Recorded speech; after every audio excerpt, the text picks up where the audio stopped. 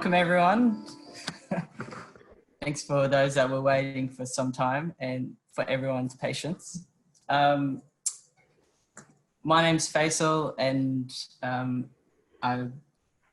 you've probably been receiving emails from me and Deb Wu from the Victorian Local Governance Association. I want to say from the outset, thank you everyone for joining us today in this conversation.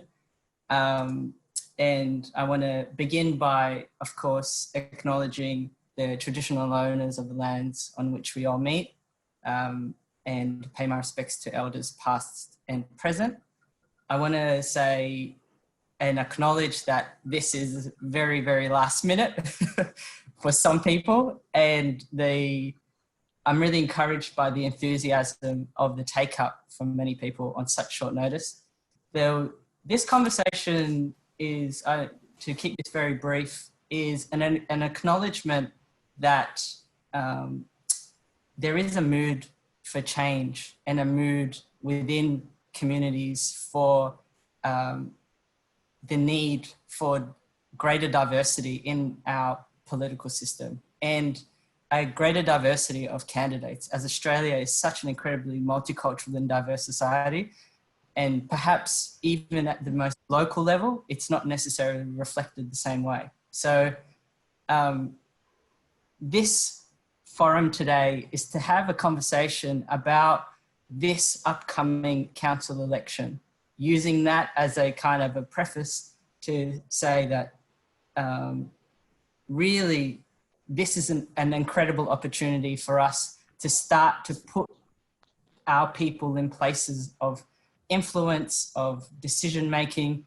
And I think today's panelists will really, they're outstanding people who are not only people that have run for council or want to run for council, but people that have no interest in running for council, but understand the importance of community activism and engagement. So the event structure will be really simple. We're gonna have a panel conversation which will be moderated by Deb and I, and then we will open it up for questions in the chat function. And from there, we will then take just a 5-minute break and then come back, and we'll have actually more devolved breakout conversations. But in the meantime, because instead of just listening, I think we all want to get to know each other. I'd love for everyone that is joining this conversation in the chat, just say your name. I mean, if you know what local government area you're from, write that in as well. Or if you don't know what suburb you're from, and perhaps what you do. So as we're going along, let's utilize the chat function as much as we can. This is not a political event. This is about participation of Australia's multicultural communities. So I really want people to think constructively about how change happens and how we can make change beyond performative measures. So with that being said, I want to throw it to Deb to introduce the work she does and then introduce our panelists. Hi everyone, thanks so much for coming along tonight. So my name's Deborah Wu. I'm the Women's Engagement and Project Officer at the VLGA, in case you couldn't tell from all the banners behind me. But what I do in my role is I run a lot of networking and workshops for women who are considering running for local government or considering supporting a woman to run. We also have been doing a lot of work in supporting people from culturally and linguistically diverse backgrounds, for Aboriginal Victorians and for young people to be really looking at local government and how they can make a difference in that space. And I think there's a lot that can be done in local government, from the budget consultation processes for local government. You really have a chance to contribute to a lot of different forums that you don't get to at a state or federal level. So yeah, thanks everyone for coming. I'll introduce our panel now, who are a very esteemed panel, and they're a great group of people. And I really want to thank them all for coming along tonight and for lending their time. So first of all, I'd like to introduce Titan. I hope we can see him somewhere, but I'm sure as soon as he starts speaking, he'll pop up for you. And if you don't have your Zoom set to speak of you, you might want to switch across to that, and then you'll be able to see everyone that's speaking. But Titan Deburrian is a South Sudanese social justice advocate and recording artist from Melbourne's outer western region. So in Wyndham, he is dedicated to continuing the exploration of art as a means of protest. He's been a champion for change. He's passionate about advancing the weight of minority voices. He's also been recognised for his involvement in organising the Enough is Enough protest against Channel 7, which a lot of you might know him from. And he's been doing capacity and platform building within the African Australian community, and his continued role in speaking out against racial vilification on platforms such as Al Jazeera, ABC and Vice, just to name a few. So thanks, Titan. Next up, we have Kasuni. Kasuni is a local activist who's passionate about supporting diversity in her community and in Victoria. She has experience in community and grassroots campaigns for state and federal elections and other local community organisations. Kasuni has previously been a candidate for local government elections in the city of Casey, although unfortunately she won't be able to run in Casey this year, given that they're not having elections. And she currently works with local council staff, councillors and community members across Victoria in their advocacy to other levels of government to help reduce gambling harm in their communities. So thanks, Kasuni. Noor Shinino is another one of our panellists tonight. He is a young leader in his community and passionate about the development and progress of young people in that community. Noor has various skills and experience in the community development space and has volunteered and worked in the community sector for more than 9 years. He has lived experience of observing the difficulties faced by young people, such as employment, policing or over-policing, and access to opportunity, and has become an advocate for culturally appropriate services for people from culturally and linguistically diverse backgrounds. Noor is one of the founding members of the Newmarket Phoenix Football Club, a community-based soccer club. Good to have that distinction in there. More recently, Noor has been working to establish the Ubuntu project, which originated from an idea to create a community organisation that is led by the youth to build the capacity and advocacy of marginalised inner metro communities. So thanks, Noor. Mehek Sheikh is a 24-year-old from Melbourne's western suburbs, and she's been involved in multiple initiatives with Wyndham, Brimbank and Maribyrnong City Councils, as well as being a previous panellist for us at the VLGA. So thanks, welcome back. She is a passionate advocate for systems change, community and youth-led voice and education, influenced by her own experiences of being a young person from a migrant background living in Australia. Mehek's background in psychology and research in acculturation attitudes has also fueled her interests for intercultural and intergenerational dialogue and the realm of emotional intelligence, especially in making decision-making accessible and diverse. She is a connector by nature and a facilitator by nurture. And I love that description, so thanks, Mehek. And I'm really sorry, it sort of shows how lastminute.com this session has been, but I don't actually have a bio for Abdi. So what I might do instead is hand over to Abdi to introduce himself. And what we'll do now as well is transition into the next sort of part of what we're trying to do. And I'll ask Abdi to also tell us about his journey to leadership and what he's been doing. So thanks, Abdi. Thanks, Deborah. My name's Abdi Kafar, 24 years of age. I live in Maidstone, so that means I'm from the city of Maribyrnong. I studied a bachelor's in electrical and electronic engineering. I play football, so I'm a football fan. I do a lot of community work, whether it be tutoring, whether it be sports and recreation for youth, coaching, and also I'm one of the board members of the organisation, the youth group organisation based in AMSA, that goes by the name AMSA Youth Connect. And yeah, that's about it for now. Oh, well, do you want to tell us a little bit about, I mean, a lot of people will have heard of AMSA recently, or AMSA Youth Connect. Yeah. with the lockdown with the 9 public housing towers. So do you want to tell us a bit about your involvement with UMSA and I guess what you learned out of that experience over the last few weeks?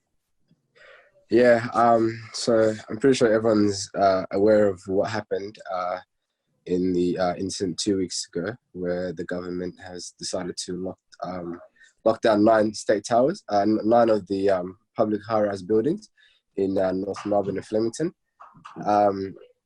So that was where AMSA came in and stepped in and became the centre in which it was able to facilitate food, essentials, PPE, whatnot to all these unfortunate residents in these towers that were given little or no time to prepare.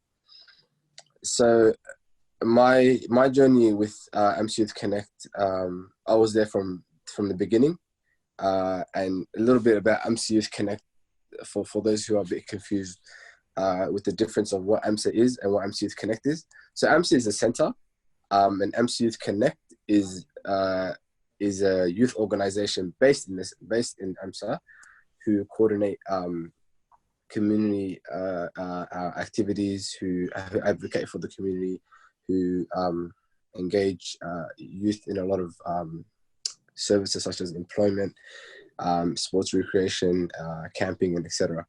So I'm a board member with another 6 others, and it was literally put upon us to take on this task, this gigantic task, which a lot of us probably don't have the professional experience for. But we managed to step in when the community needed us most. We just put our heads together, came up with a plan, and we had a lot of help from a lot of neighbouring organisations such as Ubuntu and a lot of others, which we all came together and kind of spearheaded this campaign. And as of yesterday, 2 days ago, sorry, the last of the 9 towers was set free and put back on stage 3 lockdown, which kind of shows our long 2 weeks of hard work and sleepless nights kind of paid off. So from what I learned, I think when you're under pressure and you kind of have to, when your whole community is kind of in a sense relying on you and looking up to you for help, it's paramount to keep a steady head. I think be critical and obviously try as much as you can to help in the best of your abilities. Great, thanks Abdi. That's great. And I guess I might actually throw over to Noor now, given that you mentioned the Ubuntu project, and ask Noor to tell us a bit about his journey to leadership, I guess starting Ubuntu as well, and then also your experiences over the past couple of weeks as well and what you learned from that. Well, my journey started long before Abdullah Farah. I'm much older than him. It started when I was younger. There was obviously some issues just regards to over-policing in Flemington of young people, including me and my co-founder of Ubuntu, Ahmed Dini. And it just started off around town hall meetings. We were kind of had a lot to say, and which we come from a culture or background where young people aren't really supposed to stand up and speak out too much, and so we still did that. And then it just kind of went from there to being involved in sports, because we thought that's a good way to divert, especially young boys, but young people in general, away from potentially getting into trouble and coming across police. Then that went into advocacy, actually through our local government, which at that time I lived in Flemington, was Moonee Valley City Council, and they invited Ahmed and myself to join a community government advisory group, which surprisingly we were the youngest people, and I think maybe 5 months in, we were voted the chair and co-chair respectively, him the chair, me being the co-chair. And really I think that's when it started off. Me and him started working together regularly, but also we started figuring out how government worked. We got to know what's the difference between a councillor and a director or the CEO and so on and so forth. And that was really useful because when we needed something, wanted to advocate something, we kind of knew, okay, where to go. And then down the track, we just kind of grew our networks. And what we realized, what we were doing was kind of putting out fires, we like to call it, because once there was a problem, we're trying to deal with it. There's an issue at the school with young people, then we're coming in. And the thinking around establishing Ubuntu was we need to be proactive. We need to get ahead of these kind of things and maybe set up a 3 to 5 year plan. And, it's really about capacity building. And basically what we do at Ubuntu, there's two parts, what we call the work within the community and the work outside of the community. Outside is more around advocacy, government, things like that. We like to say we advocate for the improvement of policies, programs, and services and representation. But then the work we do within the community is just supporting the establishment of community institutions. That could be an informal mothers group, and it could go all the way up to, helping a full-blown, mental health service from within the community to establish whatever it is, because we think at the end of the day, that is where the strength of the community comes together. And over the last 2 weeks, it's been very difficult. I'm actually self-isolating away from my family right now because I've just tested positive for COVID-19. I haven't had any symptoms. It's been a couple of days. But basically that's, we had to step in because we come from a community where at the end of the day, community helps community. There's a lot of mistrust around government already before all of this, around over-policing back to when I was a kid. So you can imagine how the community reacted when 500 police showed up after a press conference. Like that's stuff you see in a movie. I've never thought that would happen in Australia, where you had families, in the year 2020 actually had no access to food despite having, money in their bank account. So it was really difficult. It was really hard, but it was amazing to see how young people, such as AMSA Connect, everyone involved there, and there's so many others. There were people, that were not from the estates. Some of them were family members of the people that lived in the estates. Some were people like me who used to live there, but many were people from other estates, and many were people just from across Victoria. Like, we had our socials. We had people in Gippsland, and I don't know where, places I've never heard of, saying, how can I help? Can I drop off grocery? Where can I donate money? People offering, even things like I do video editing. If you ever need anything like that, let me know. And just, whatever skills people had. So I think despite all of the sort of difficulties that came out of the last 2 weeks, I think it was really inspirational to see, one, the community come together, but especially being led by young people. And two, to see rest of, I guess, our fellow Melburnians and Victorians really be willing to step up and support and help out. And I think the community, there will be a lot of difficulties, and especially around mental health and so on and so forth. But I think there'll be a lot of good potentially that could come down the track from all of this. Thank you, Noor. And sorry to hear that you've tested positive, but thank you for all of the work that you did. And I know that you've been, very responsible. It's really just because you had to put yourself out there to do all of that work. So I'll hand over now to Mehek. I thought I had a great segue there before about building community capacity and making sure there were, culturally appropriate services, as I got derailed slightly. But if Mehek wants to tell us about her journey, that'd be great. Thank you. Thanks, Deborah. I just want to start off by acknowledging and appreciating the work that AMSA Youth Connect has done over the past few weeks, and also just young people generally who have to battle power dynamics every day when they step up to do what's right, and acknowledge their work because it really goes unnoticed, and it doesn't make news as it should. So I want to take a moment to thank them firstly. The question was about my journey into I guess, leadership, if you'd like to call it that. I think I started a bit young, not knowing where I was headed. I came to Australia in 2012 and I was 16. I had just turned 16 years old, straight to the western suburbs of Melbourne, and this is where I've been for the past 8 years now. But I came to Brimbank City Council, and my journey started by going to the local community centre. So my parents essentially didn't know anyone when we came, which is not a new story. A lot of people can relate to that. And they started sort of walking down to, it was Deburrian Community Centre. If you're from the West, you might know where that is. And started sort of volunteering there just after school with very, very kind of minor things. It was like an event and you helped them set out a table. So it started there. And then I got introduced to the local kind of youth centre, which was in Sunshine, and got involved with their programs. And I would say that one thing sort of led to another in terms of an opportunity, like you're introduced to different organizations and initiatives. And I really had a sort of a very strong passion and drive to ensure that I don't repeat history, in the sense like I know and I have seen a lot of struggle, and I felt a very sense of responsibility as a young person who has privilege because of opportunity. Like I have access to opportunities, and that felt like I was carrying privilege, which I acknowledge I do have today as well.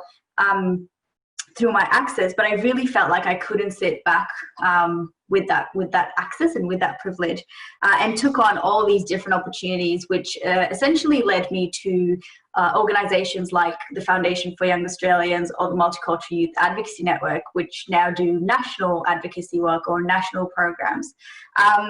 So really, it was just about saying yes for a long time when I was a bit younger, and I had a bit more time, a bit more risk taking, and then starting to hone in and go like, no, what's my goal and what do I really want to share and achieve in my time. So I think that's kind of the journey up until now. Now I would say I'm involved on national conversations about whether it's the rights and interests of migrant refugee communities, you know, how do we set up mental health systems for them, education systems, employment pathways. If anyone saw that, I was actually on a panel this morning talking about the effects of COVID-19 on migrant refugee communities on a national level, because that's sort of a voice that young people haven't had on a national platform. So how do we get these voices out and about? But I would still say that I am involved locally because I truly, truly believe with all the blood cells in my body that change starts on your street. And if you even go more micro than that, it starts in your homes, it starts in yourself, it starts when you start to challenge what you think and how you got to thinking like that. So yeah, that's kind of been my journey. And then I think part of that whole pathway has been a sense of curiosity, like you want to know more. You know there is more to find out in the world, so you constantly look for knowledge, look for ways, people to learn from, be in spaces where you're not the smartest person, like you're actually there to learn. So I think there's been a bit of that as a driving factor without me knowing it until reflecting a bit later on. Yeah, I think that's been a bit of like the chronological journey. I'd say another influencer in how I've got to where I am is definitely my relationship with identity. So recognizing the intersectional identities we have as young people. You know, I'm not just a woman. I'm a Muslim woman. I have Punjabi and Kenyan heritage. Like, what does all of that play? And I carry it with me. And what role does that play in how I interact with the world? So just a recognition of all of that intersectionality, I suppose, has been another factor in my journey.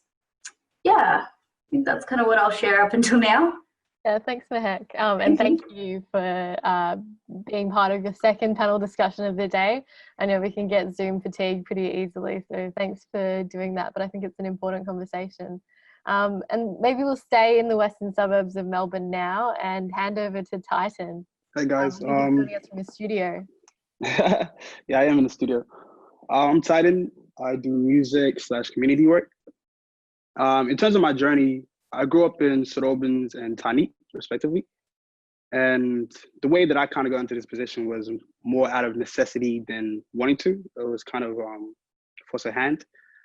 I always spoke out against injustice when I saw it growing up as a kid, especially when you felt like you were kind of pushed away from the rest of society and stuff and growing up like that. And around 2 to 3 years ago, we saw the whole law and order campaign start to come out against our community.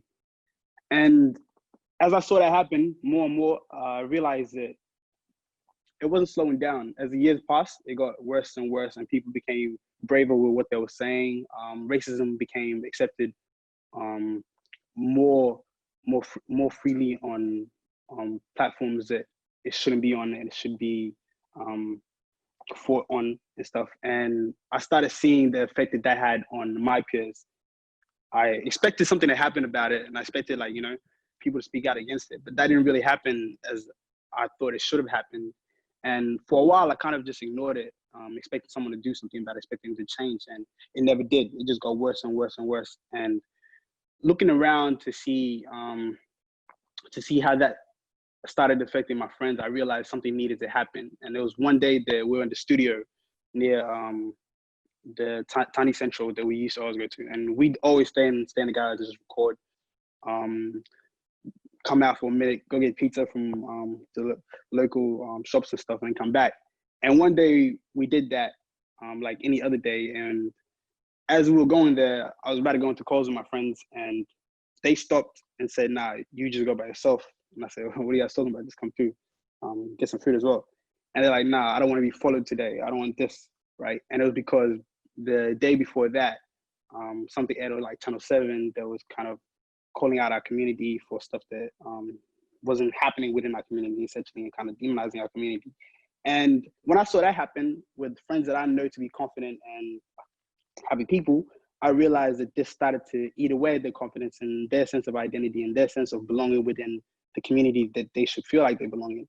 And these are older boys, right? So I said, okay, if this is happening to people that I know are relatively strong people, people that I respect and people that are older, then that means that what is this doing to their younger brothers, my little cousins, the younger members of our community? And I went to school the next day and just spoke to people, and I realized that this sadness and this sentiment was something that existed amongst a lot of my peers, where they felt like they were being vilified and they were being judged and scrutinized for stuff that they weren't responsible for. And I realized this is something that was very common, and we weren't talking about it. It's not a conversation we were having like a lot, but it was something that we all felt. And once we started talking about it, I said, okay, whoa, this has done a lot of damage within our community. And I went to my friend's house right after school that day, and his little brothers were talking about it, and they're like 10. I said, wow, this is a huge issue. This is a very huge issue, because I remember when I was young and I felt like the society I was in wasn't accepting me and was kind of pushing me out.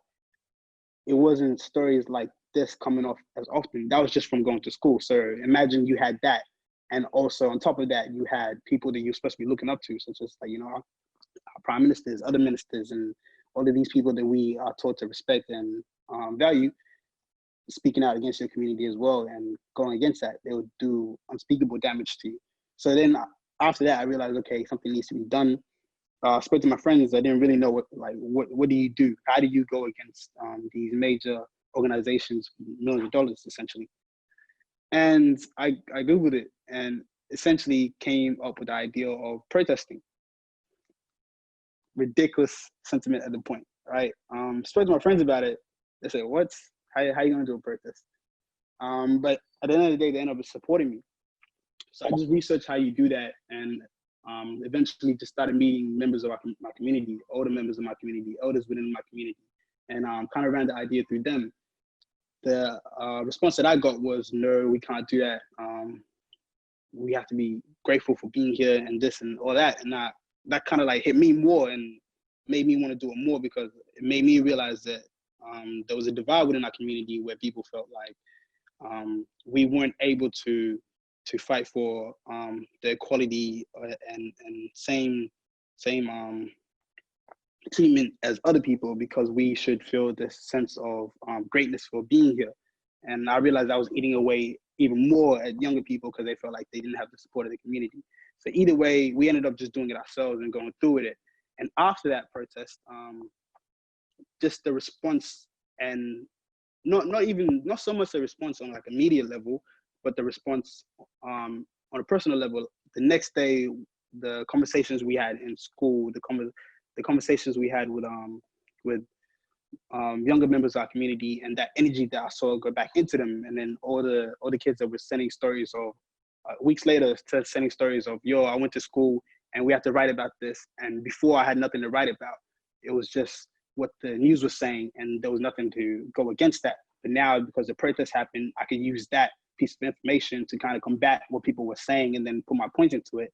That made me realize, okay, yo, there's work that needs to be done, and I am focused on music, but there's something more important that needs to be focused on, and no one else is going to do it. And if we don't do it, that means it's not going to get done. You know, we can't just wait for someone to do it or expect all the people in our community to do it. After that, I got more into conversations and talking and within members of our community from all over Melbourne, seeing what the holes were within our society, like structurally, what were we missing? What do we need? Why weren't we able to defend ourselves when this was happening before?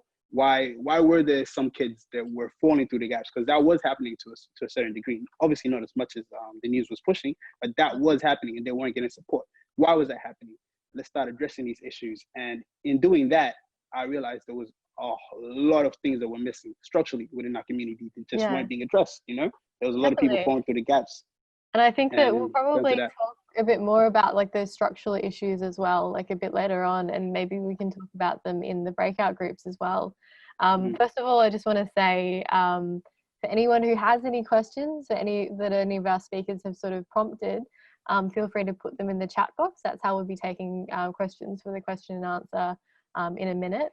But I guess one of the things that you raised, Titan, really made me think, you know, that that age-old saying, if not me, then who? If not now, then when? And I think that a lot of young people and a lot of people from diverse backgrounds are really feeling that at the moment, that, you know, they need to be stepping up and being at that decision-making table. And, you know, as the title of this event says, having a seat at the table.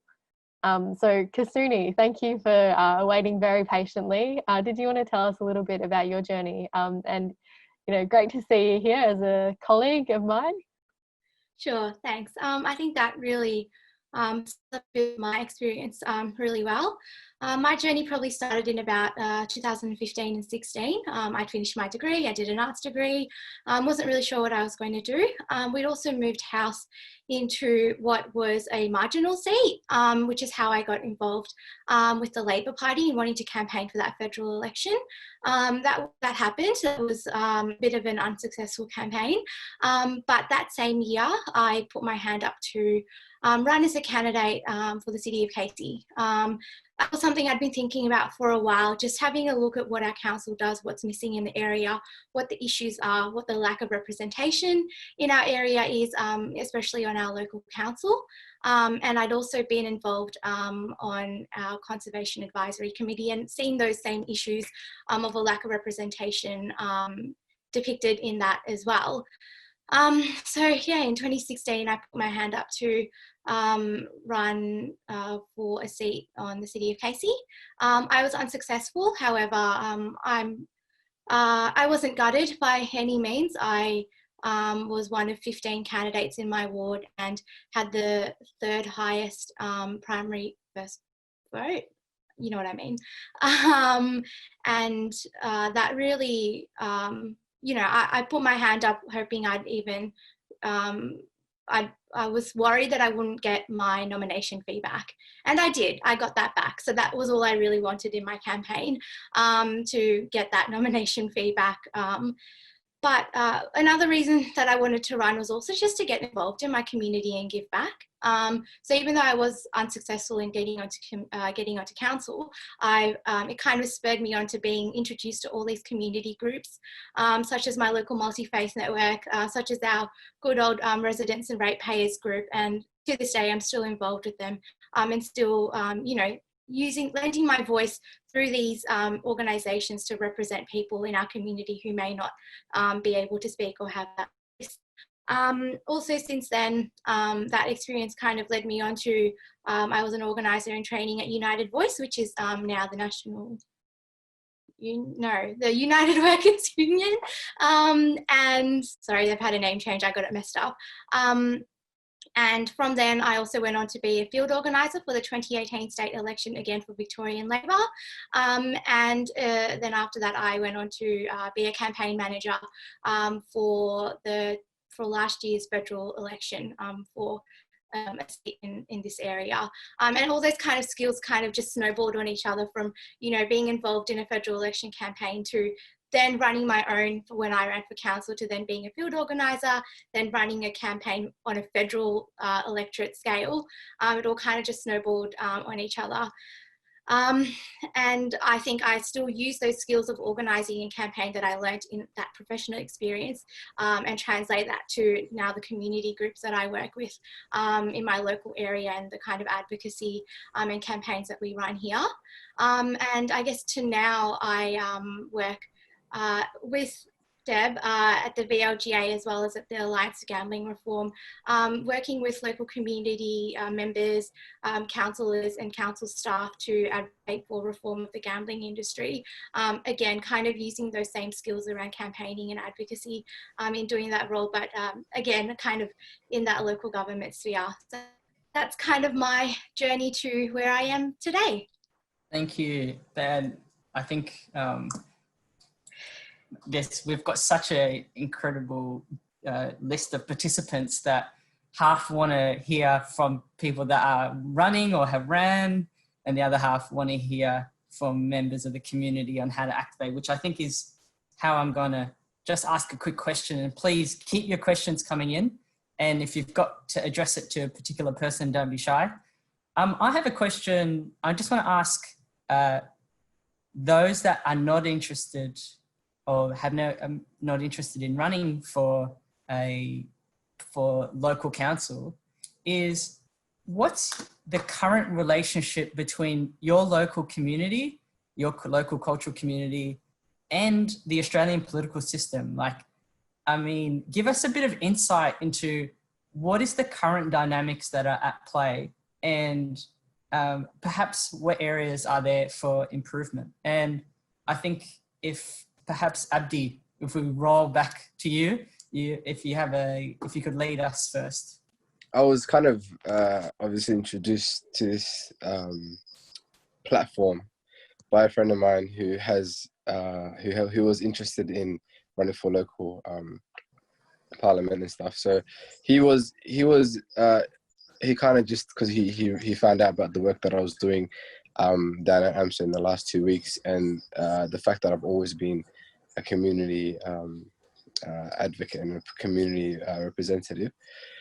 But like you said, I don't actually, not that I don't have interest, it's just not what I'm kind of focused on, in a sense. It's not something that I've planned on doing or ventured in.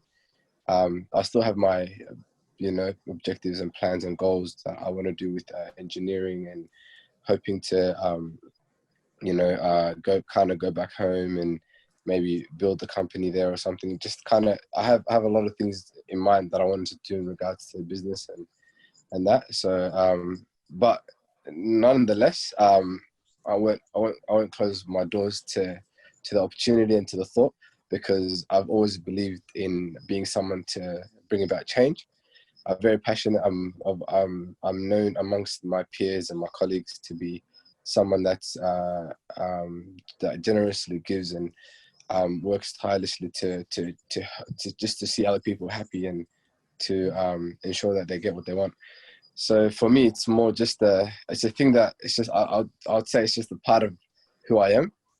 It's not necessarily something that I've wanted to take up professionally, but making a difference in my community is something that I'm definitely that I definitely stand for, which is why I joined AMS Youth Connect, which its sole foundation is to bridge the gap between the elderly community and the youth. And I feel like that's the main, in a sense, with regards to community problems, that's I think the biggest problem that we need to kind of try to figure out and try to find a solution to. So Thank you I'm still new to this. Yeah. I'm very surprised to hear that you might run for council one day.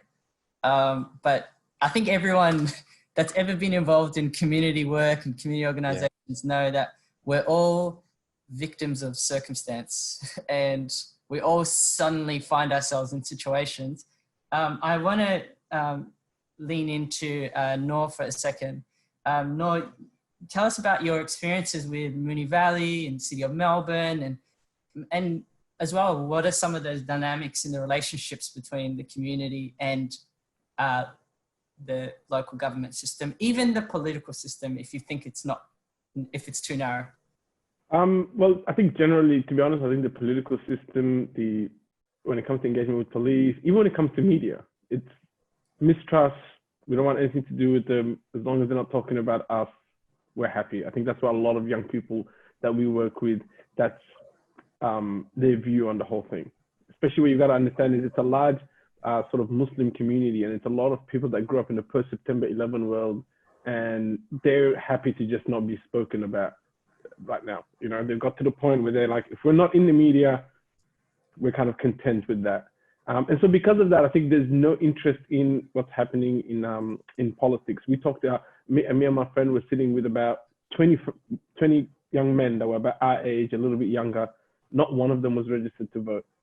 Not one of them. And they said, why would we register to vote? What happens in Canberra? What happens in Spring Street? You know, doesn't affect our lives. The daily struggles that we have are still here, which is why I think a platform like this to say, well, actually, no, you know, maybe at federal level, state level, we're not there, but at least at local council.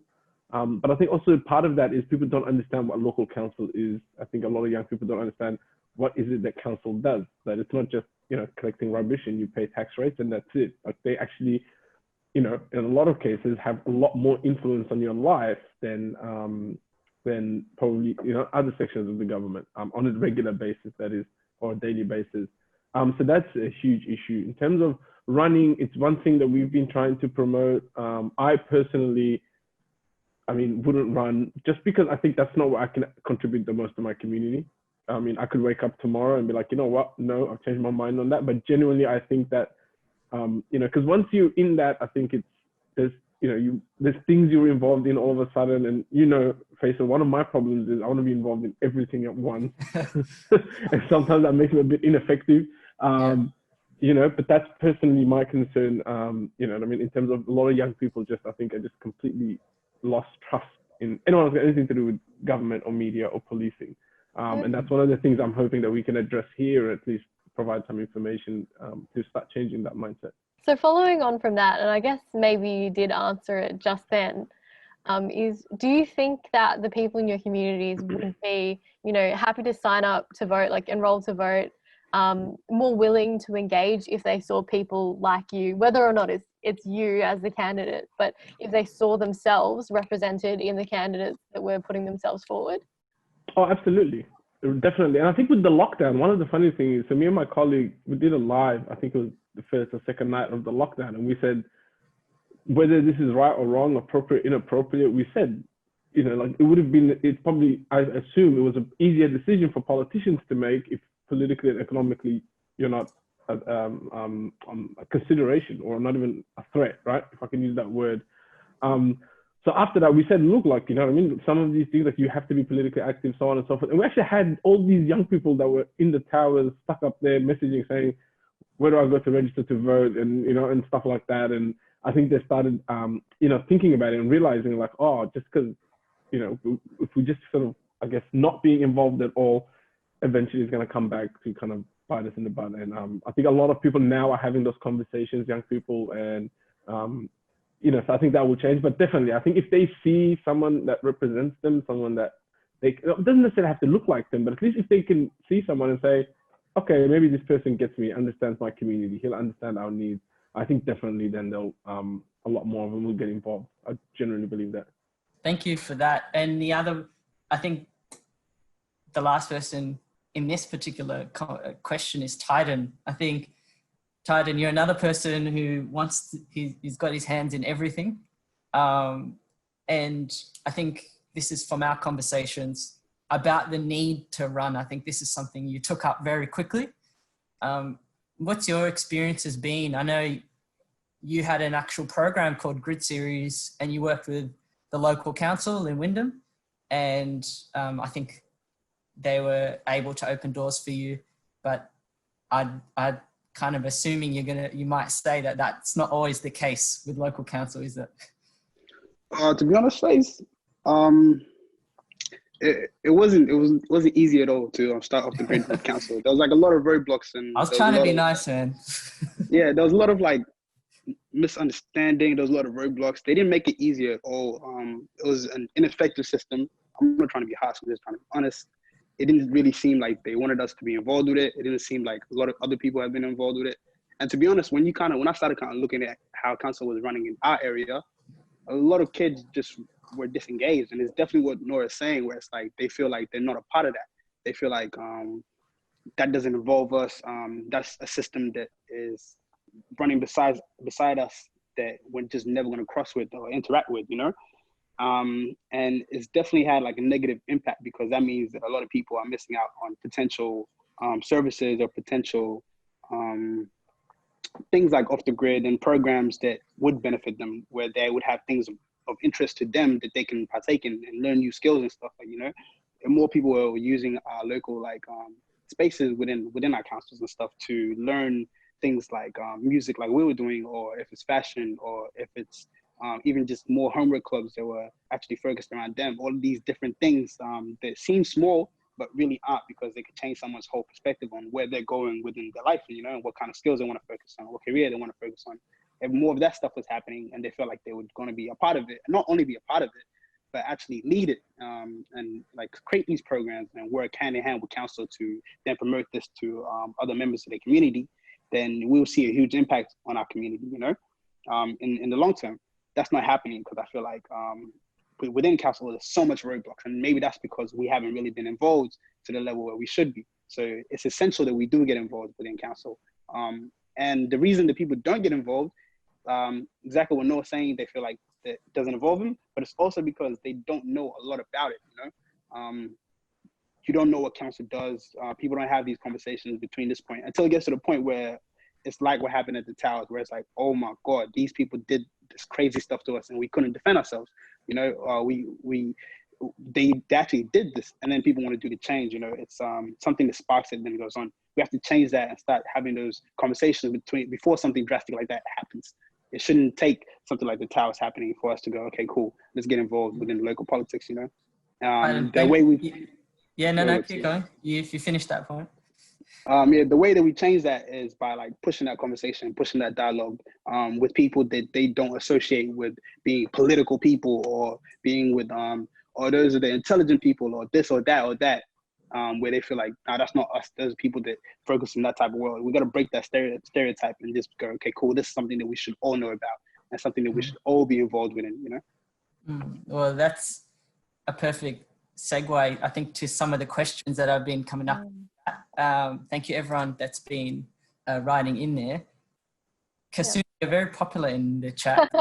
And I want to ask this question, which is very simple, because like Titan said, it shouldn't take an issue like this to make people have to run, but you have ran as a candidate. And I want to know, you know, what were the best and worst parts of running for local council as a young person? That's a good question. I think best part, as I kind of alluded to before, was the kind of networks that I had myself exposed to. Afterwards, all these organisations more or less approached me, wanting me to get involved with them. I guess running kind of shows that you're keen. And as a result, I ended up being kind of like Noor, kind of just signing up to everything, which was not always, productive sometimes. The people that I met, shout out to Shabnam, who's here, who is a fellow candidate with me at the City of Casey. As young women of colour, it was interesting to say in the least, running for council. I just saw another question. Personally, didn't experience any kind of racial discrimination, me personally. However, I know that others did. And I kind of think of that, it's unfortunate, it's terrible, but it's unfortunately the reality that we face today, which is terrible. And I think if I had faced that, I'm not sure how I would have responded. There were incidences of racism basically that I experienced that weren't directed at me while I was running. Just, you know, while I was out, you know, door knocking, people would just say things, and you have to be able to respond to that diplomatically, I guess. Whatever that means, it's hard. It's really difficult. I guess, yeah, personally for me, I gained a lot of confidence running. I maybe don't seem, you know, kind of shy. I guess I'm not, but internally there's a lot of anxiety around, you know, the whole risk, the pressure internally of, you know, embarrassing yourself, of putting yourself out there basically, that I really came out of it positively in terms of the self-confidence that I gained. I guess that kind of links into kind of what the worst part of it was for me, that pressure, that you're crying every day. But it ended up well for me. Even though I didn't get elected, I am happy with the result that I had. I wouldn't be here, doing the work that I'd be doing if I had. And it's really given me a kind of good foundation for doing things in the future, really. We happen to have a person that actually does want to run. I want to actually just ask one question, then I'll throw it to Deb. Mehak, I know that you are so involved in the community space, and I think I'm just kind of synthesizing a couple of these questions about discrimination and etc. In your decision to put your hand up, was that ever a thought? Or is that something that is still a thought in your mind, whether that's going to be a challenge for you in your election? As in put my hand up to run, is that what you mean? To run, yeah. Okay. Yeah.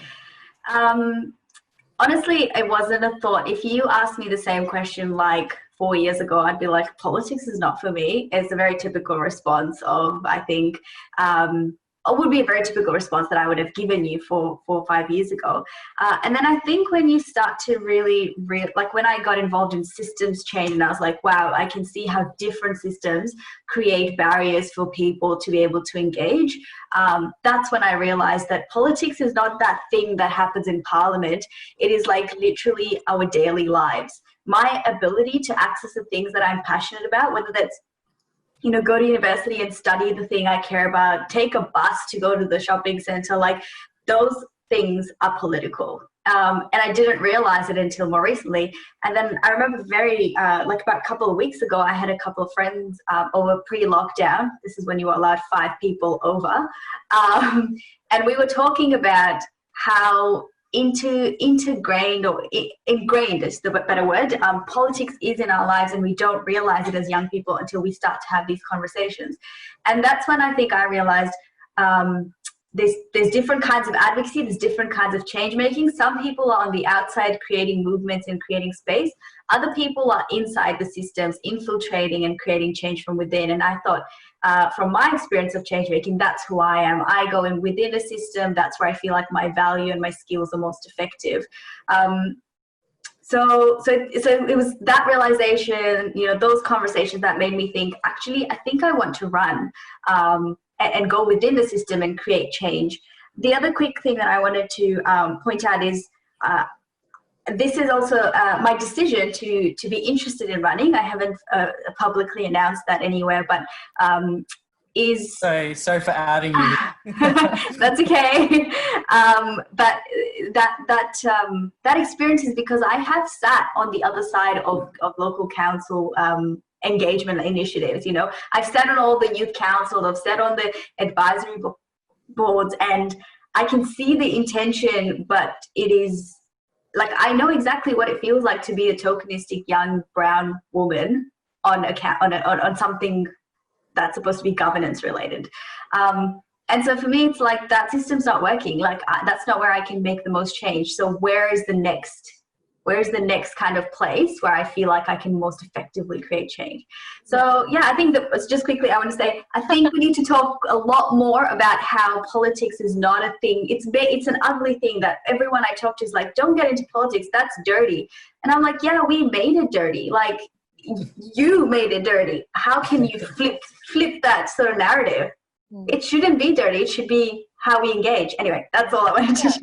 No, that's great. And I think that there's definitely more of a scope. And I mean, I'm biased because I'm always trying to get more women and more young people and more diverse people into local government. But I think that there's a lot of scope in local government to have those sort of conversations and those changes that are not dirty. It's a bit like it can seem really dirty at some points, and it can be adversarial in nature. But one of the things is that there is no government and there's no opposition. So there's a lot more working together to get things done. And I think that's something that appeals to a lot of people. I guess the other thing that you made me think of, and I'm so glad that you're in a position where you're really, properly considering running, that we spoke about it before, we touched on it before with Noor as well. I mean, this may not be the time for you, or this may not be the role for you. You know, there may be other ways that you can exercise your influence. And I'm talking to all of you in the audience.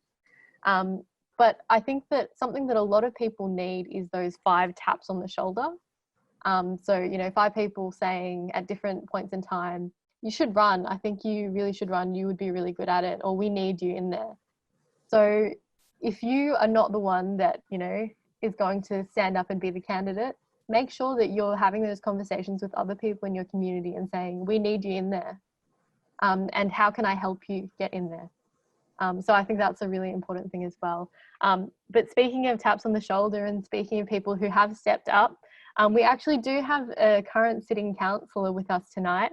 And Joseph had a question that he wanted to ask actually, and I'd also be interested in his thoughts on it. So if you wanted to ask that, go for it.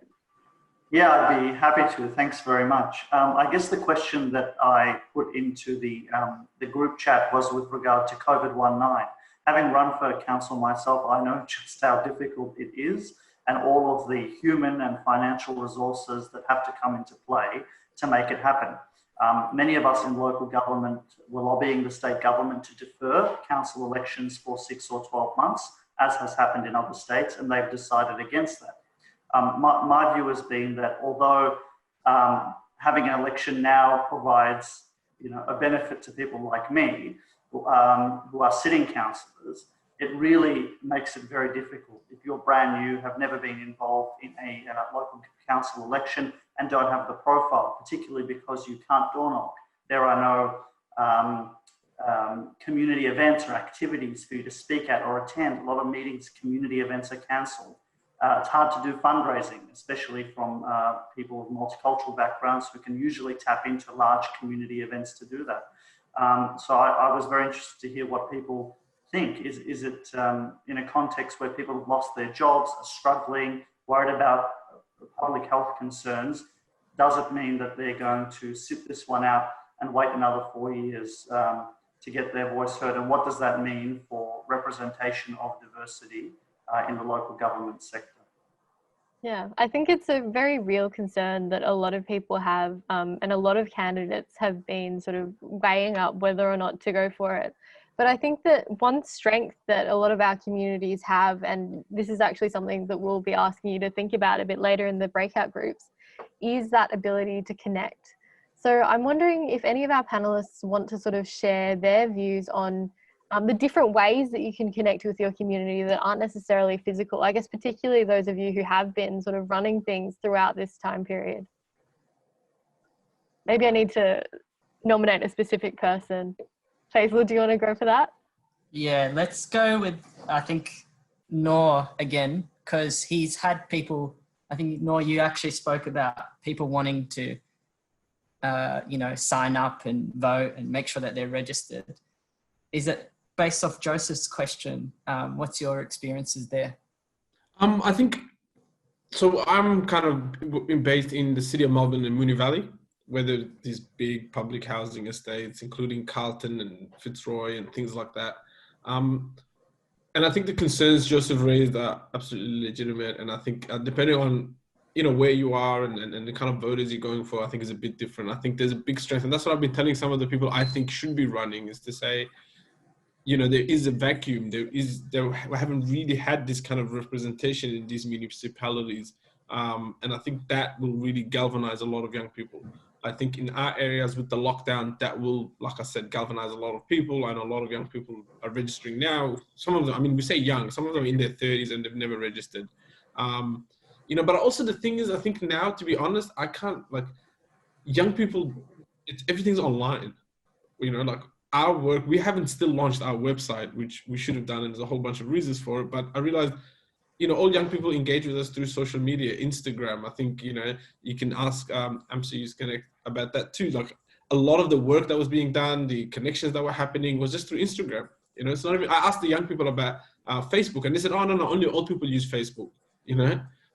So I think depending on who you're going for, what your target audience is, I think politics is really changing, even in terms of how you crowdfund and fundraise and all these things. I think there's a lot of opportunities there to get ahead of the curve and not just do what been done for over the last 10 or 20 years, especially if you're kind of going for a younger demographic.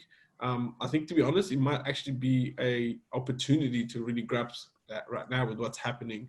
But I think if you're in a municipality where it's a lot sort of an older generation and things like that, then absolutely, I think the concerns and the thinking there has to be very different. But in my experience, like I said, being in the inner city, it's very different, and it's very sort of technology based already. I mean, I've never myself been to, I don't remember listening to a local councillor speak at an event, even if they're there, like, oh, okay, you kind of stay away from them. So yeah, like I said, I think there's a lot of opportunities to be grasped right now, can really get ahead of the curve, whether it's in terms of fundraising or just creating a profile and things like that. It's just about really who you're going for, I think. I don't know if that really answered the question, but. Yeah, I think you actually answered it perfectly for a non-politician who does not have intentions of running. I think that actually puts it perfectly. I want to throw lastly to Abdi again as well. Abdi, I mean, amongst your peers, amongst what's happened in AMSA, like over the last couple of days, and I'm sorry, this might have to be us kind of concluding this part of our event here. But have people been talking about the idea of running, even though in amidst everything with COVID, in amidst everything that's happening regarding, the health considerations? Is that the mood? Are people talking about that? Thank you, Faisal. And I think working with so many people, whether they be journalists, whether they be social workers, I actually met a lot of people from different walks of life, and you get to sit in a room with them, have meetings with them, hear their ideas, and you'd be surprised at the amount of like the general age cohort of the people who are really running the show would be in, like, no less than the mid-20s. It shows that you do have a very bright future, and I believe you being thrown into that kind of environment, you really see who the real leaders are in your community, and who's really passionate about it and wants to really make a difference. No one has obviously personally said it, but I definitely can see the room for which people can actually, venture into this role. It is a role of importance. Forgive me for interrupting you for a second. I want to just add a follow-up question to that. I think the power of what happened over the last few days is everyone got the opportunity to witness day by day on social media what happened. I mean, do you think that type of social media connection, activism, allyship, whatever, do you think that will translate into, future kind of campaigns to support people? Or do you think it was such a unique and one-time type of incident? Oh, absolutely. No, I believe it's actually going to be a catalyst for a lot of change in our community, especially. I think it's kind of shown our community that we can actually make a difference despite, the government failing to support these people of our community. And it just shows, like, fellow Melbournians and the younger generation were able to do this on their own. It really shows that they can definitely make a difference, being in the right positions, such as, positions of power. And in saying that, we as AMSA Youth Connect are really given the responsibility of the community now that we are in the spotlight, and now that we do have the government's attention, to sit down with government bodies such as Department of Health and Human Services, Department of Justice, Department of Education, which we are currently having meetings with as we speak, to really advocate and express the need for which our community and the lack in representation that we are obviously seeing, because something like this would not happen if we had people who really knew what our community needs, and if the government actually, like heard about us. Do you know what I mean? So in saying that, yes, it's an opportunity. It's a massive platform for people like myself or people who I've been working with really closely. And I really hope someone does, kind of sprout from this opportunity and actually grasp. Well, I guess it has to be more than just someone, doesn't it? I mean, it does. There's power in a collective. And I think in particular in the city of Melbourne, with North Melbourne, the public housing there's a lot of people who really want to see change. So I think that it might be an opportunity if someone, again, the mystical someone, can get a group of people together. I think the magic number is 9 to run for the city of Melbourne and sort of take it back to the residents. I think that would be a great thing. So let's hope that there's someone out there. And I'll hand over to Faisal now. I think we're about to have a break, but he's just going to explain what happens after the break. Thanks, Deb. And I want to say again, thanks to our panelists already. I think you guys probably have a lot of questions that we haven't fully been able to explore, and we've done that deliberately because we actually don't want this to only be something where you come and you listen, then you go away. We want to actually hear people's conversations now, and we want to hear what people's thoughts are, whether you want to run for council, whether you have a friend that wants to run or support or wherever your experiences are. I think now we want to explore those. So when we return, I think we're going to have a 5-minute break, and when we return, we're going to separate into about 6, I believe, breakout groups, and either myself, Deb, or one of the panelists will be in this breakout group with you. And the idea is to actually have a conversation about, the actual participants conversing on what are the issues and challenges and opportunities for change most important to them. Hi, everyone. I think we're all coming back now. So we should all be back in the main room. Hopefully you can see and hear each other again. So let me just switch our slides. And what we'll do, as we mentioned before the break, is go through each group and hopefully you appointed someone to speak for the group. And basically, we're just after a summary of what you spoke about, what different people raised, particularly, who should be leading the change, how do we do things differently, how can that benefit your community? I know my group had a really great chat about all of that. And well, let's start with my group. George, you're on. Thank you for giving me the chance, but I think our group was really interesting. There were several things that were raised around health, mental health, education, government, local government, and the system itself. And I think there was a massive push towards a collective ownership of our own existence within the system and as a community, and how we could support one another to be able to achieve some of the goals that we want to see within those mentioned areas as well. Beautiful. And that's a really lovely and concise summary. So thank you, George. We did have a great chat in our group. Faisal, how did your group go? I think we went well. I probably shouldn't have nominated myself.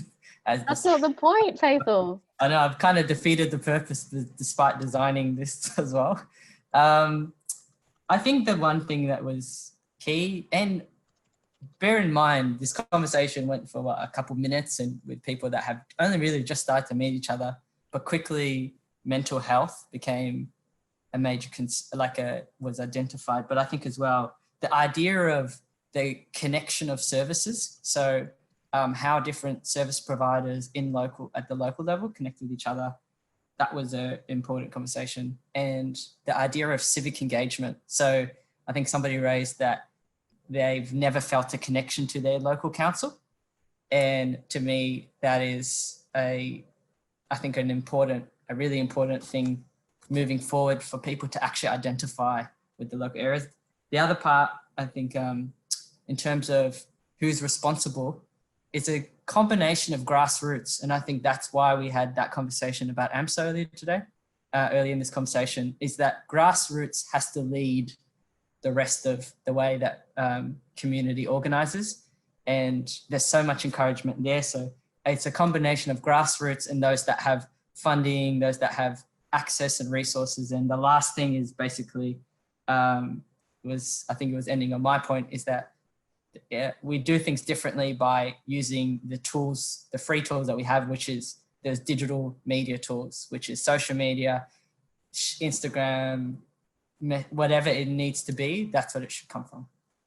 Beautiful. Thanks, Faisal. That's a great summary. Even though you weren't supposed to speak for your group. So I will hand over to, I think from Titan's group, we had Susan. Yeah.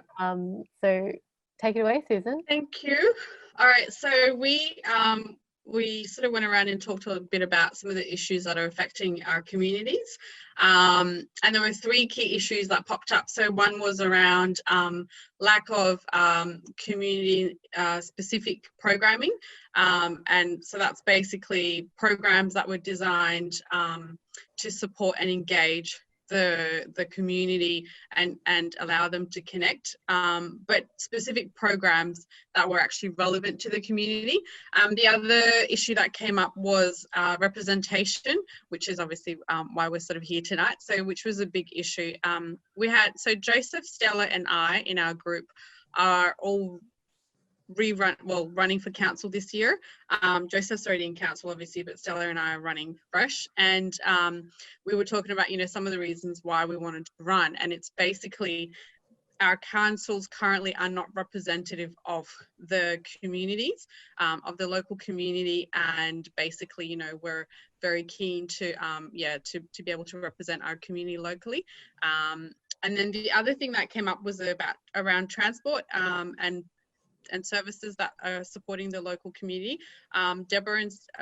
Stella and Joseph mentioned in particular, like in their areas, the lack of infrastructure. So transport infrastructure, where, you know, to allow accessibility for their community was lacking. That was basically it. Beautiful, thanks Susan. And great to hear that you're wanting to run. So I hope to see you in one of my training sessions soon. So who's next? Let's hear from Kasuni's group. Who was your speaker, Kasuni? Muhammad. Cool, Muhammad, take it away. Yeah, I was just going to say, so we also had a really good chat about some of the questions. One thing that came up in terms of some issues that people have identified was firstly, a lack of, I guess, information about really what council does, how people can use their voice, not just geared towards, I guess, younger people, but also some of the older members of our communities who, you know, for one reason or another, might not be able to access that, whether it's through, whether it's because of not being able to understand that information, or just no effort at all being made to get that information out to them. Another point that was raised was council and governments sort of throwing money at issues rather than genuinely wanting to engage with members of the community through consultation and letting them sort of, in a sense, lead that change. There was also, we discussed a point about people who might not necessarily want to run for some of these leadership positions who are working on the outside, myself included. What are some of the ways that we can sort of support people who do want to run? So that was something that was also brought up. Someone raised sort of a really good point in that just because you might not want to run for some of these positions, I think we all have a collective responsibility in whatever way we can in our spaces to advance things that are going to hopefully lead to somebody being able to take up those leader positions. So having a discussion in your groups and things like that, which was, I thought, quite relevant for me as someone who's in academic circles. So that was a really important point, I thought. And lastly, we spoke about engaging with some of the representatives. Some people had mentioned that they had difficulty engaging. And so we spoke about some of the ways to actually, you know, in a sense, forcibly have your point or your views heard and taken seriously, whether that's sort of rocking up to local officers or calling in and things like that. That sounds like it was a really great discussion. So thanks, Mohammed. Who is next? Noor? Who was the speaker from your group? I'm so happy Faisal spoke for his group because I'm about to do this. I was worried I was going to be the only one, but that's good. No, we had a great chat in our group. We kind of identified a number of areas, I guess, of concern. A lot of, I think, our members are sort of from Melbourne. We did have one participant who's currently over in China. And we talked about cultural understanding or multiculturalism, even though that's sometimes way overused around just, I think some communities felt like maybe they weren't understood or they weren't known by other communities in their area. And that kind of tied into gentrification. That was something that we spent a little bit of time talking about, the impact that's had on marginalized communities, communities of diverse background, but also in particularly the elderly residents. Some people have lived in a community for a very long time. It gets very gentrification comes through, and I think a lot of those people, elderly people, felt left out.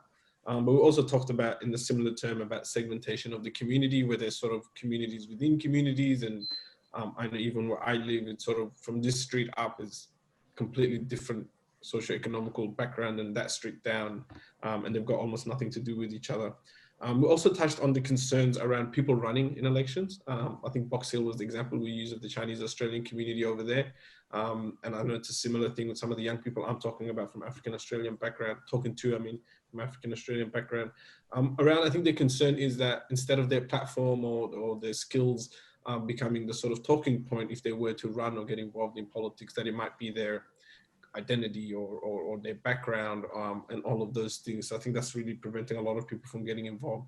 In terms of responsibility, we just sort of started talking about how people aren't really willing to, or sometimes the opportunities don't exist as much to talk to people from a different mindset or views than yourself. I mean, it goes to Facebook algorithms, and you're streaming everything and you just watch what you want to watch, and even the news and everything like that. Similar, I mean, we see it, I think, a very heightened level what's happening over in America.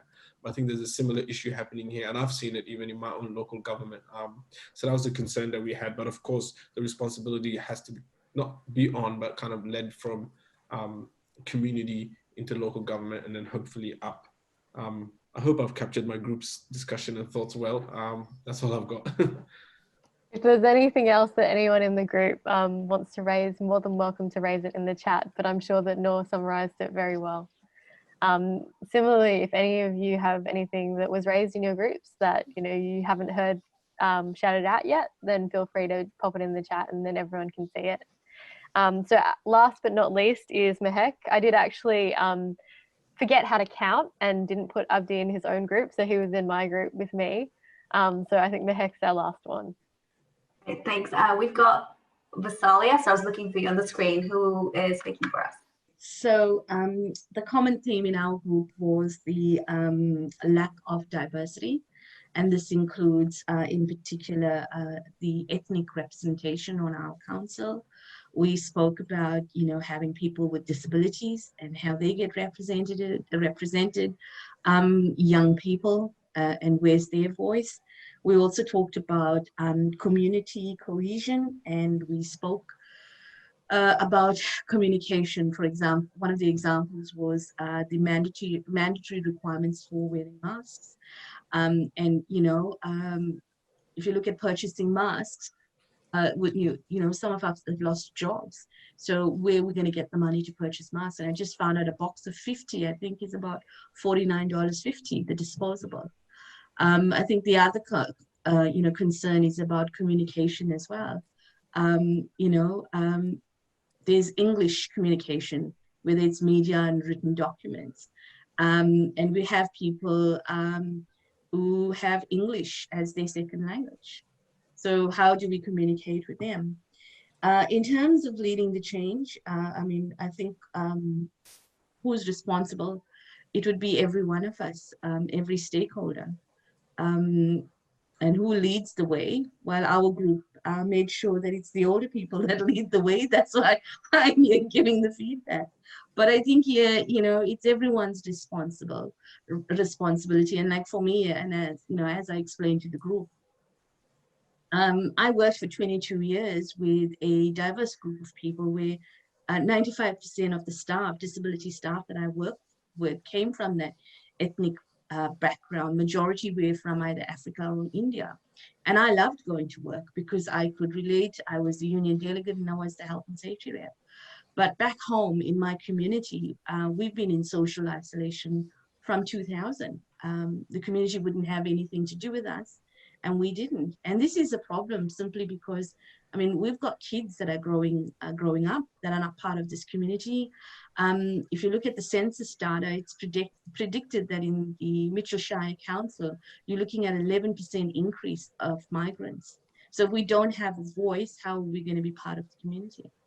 Yeah, so I think that's all of our groups, and that summarised it all really well. And I think you've brought up a great point there in terms of masks. Faisal and I were thinking about how we can sort of push that message. And I think for all of you as leaders within your communities, you certainly should be role models. And, you know, that's a great idea if you are thinking of running and you've got a social media platform up, or even if you're not and you just want to communicate to your community, make a version of the sock mask tutorial in your language. How cool would that be? Oh, I think she doesn't even speak in that video, does she? So you probably don't even need language. But to see faces, different faces, or if you're crafty, you know, if you can put together one of these, teach people how to do it. I think those are, you know, different creative things that we can do. Something that's really come through is that we you know, all of our communities are really creative, really resourceful, really good at connecting with each other. And sometimes we just need that prompt to do it. So yeah, and Joseph has just raised an interesting point as well, that the mandatory candidate training required for candidates under the new Local Government Act will only be provided in English. And they sort of said under that point, because of time constraints, we will only be providing it in English, which is interesting. Oh, and Kasuni's just said, or did you want to say your point, Kasuni, that you just raised on the chat?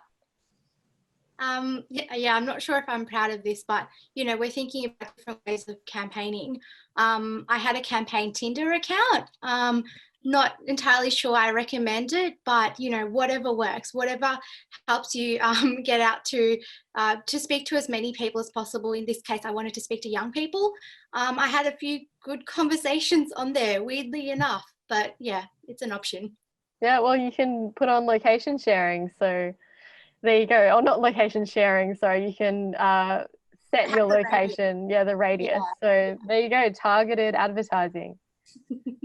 For those that are, you know, have stayed around and have no intention of running for council, I hope that the key message that you get from this conversation is the idea raised, obviously the challenges and areas for change, etc., that have been raised, not just as a panel, but in your breakout conversations, can kind of push you towards tapping someone around you on the shoulder to run. So I think that's the real purpose of this conversation, is to bring a bunch of incredible people together to have a conversation with minimal engagement. And then really, I mean, honestly, I'm really amazed at the level of dialogue that has happened. But I think that if you're not interested in running, this is a prompt for you to actually start identifying amongst your peers, amongst your community, people that are actually interested and would be a great candidate, would be a great representative, not just of your cultural background, but also of the community that you live in. I would also say those that are actually thinking of running, that I hope this conversation can encourage you to know that within this event, there are so many people that are actually thinking and contemplating running for council. So they come from a very diverse group of backgrounds and experiences and life stages. So I really want to re-emphasize and reiterate that you're not alone in that conversation. It's okay for you to have those doubts, but forums like these will continue to exist until we get to a point of having more people that look like us in positions of decision making. So Deb, if you don't have any other wrapping up points, I just wanted to touch on one last thing, is that resources was a huge thing that was discussed as part of this conversation. So at the Scanlon Foundation, we actually happen to have at the end of July, actually next Tuesday, opening up our annual grants round, which is if you're part of a community organization, we are having you can apply for grants of up to $25,000 for projects that support multicultural communities engaging in employment services or language or something innovative to engage people. English language services or anything that really connects local communities with each other. And for the first year ever, we're going to have Victoria, applications open to Victoria. So I know that access was an interesting point that was raised, and resources. So I want to make sure. And then I'll also say that the Victorian Local Governance Association, in collaboration with Scanlon as well, we're going to do the next session and other sessions to actually support now people that are thinking about running. So Deb, do you want to explain that a little bit? And then I think you've got a question. So I run workshops. We have 2 workshops. There's a local government 101 workshop and a candidate development workshop. Mehek's actually been at some of those, so hopefully she can recommend them. But basically we want to run some of these for you so that you can actually, if you want to, take that leap into local government, or, you know, have more of a think about running and what that involves. So what we really want to know is what day or time works best for you so that we can schedule them at times that will work. So if you want to put the corresponding, I guess, letter in the chat box to let us know which time you'd like, then we can collect those and sort of try and schedule it at a time that works best. Yeah, and I guess the other thing that I wanted to say, apart from tapping other people on the shoulder and sort of supporting them to run, is really have a think about, you know, the conversations that you can be having with other people in your community, even if it's just your friends and family, about the different systems of government, whether it be local government, state government, federal government. It doesn't need to be a dry conversation. Just talk about how it affects you and what kind of change we can all make by, you know, it might be as simple as what Noor said, just enrolling to vote. So hopefully everyone does make sure that they're enrolled, their peers are enrolled, their communities enrolled. I believe the elections are actually on Saturday, the 24th of October. So this is plenty of time to galvanize and start to have a think about whether you are the right person or whether you know. There's a date a little bit before that. So the 28th of August is the entitlement date. So everyone put that in your calendars. You want to get as many people enrolled to vote as you can before the 28th of August. Within your local area. But I think that's enough politics for one day for many people. So I want to just wrap up on that point. I want to say again, everyone, thank you so much for, on such short notice, you know, being involved, participating, listening and absorbing what we've basically been discussing. I want to say thank you again to our panelists who come from incredible backgrounds, and I think their insights are so important. If you need to connect with the panelists or you want to ask a question, let us know. And I think panelists, if you give me a nod, I assume you don't mind if we connect you guys. Yeah, we'll definitely do that. If you want to connect with us, please do so. And if you just want to learn more, we're definitely here. But I think this is absolutely the time to seize the momentum. So I want to say again, on that note, thank you so much. Enjoy the rest of your evenings, and we'll be in touch with some. Could I just just before you wrap up, just in case there's people of the community who did support and help the relief project, on behalf of AMSA, I just want to take this opportunity to give you guys a special thank you, and to your generous donations, to all the monetary donations you have given, the support. Truly, like, you don't have to be running for a parliament or a position of leadership to be able to make change. And we've showed that over the last 2 weeks. So thank you for everyone that jumped on board and helped make the difference. So I just wanted to get that out there. Thank you so much. No, thank you for that. That's a great point to leave it on. Yeah, from there, guys, enjoy the rest of your week and we'll be in touch. Thank you.